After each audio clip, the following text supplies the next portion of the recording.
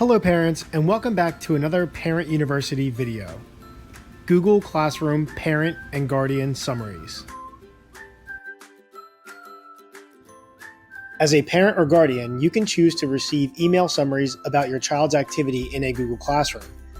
In the email summaries, you can review missing work, which is any assignment that has not been turned in at the time the summary was sent to you, upcoming work, which is work that is due within the upcoming week, and class activities, which is any announcements, assignments, and questions recently posted by the teachers. To get email summaries of your child's work, you will need to reach out to their teachers so they can send you an invitation via email. Once the invitation has been sent, simply go to your inbox, open the email invite, and click Accept to confirm.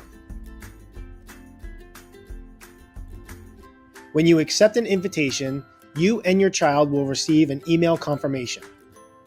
Email summaries can be sent to any email address. However, if you would like to adjust the frequency of email summaries, you will need a Google account. To change how often you receive email summaries, click the down arrow and choose your preference. You can choose between weekly, daily, which will be Monday through Friday, or no summaries at all.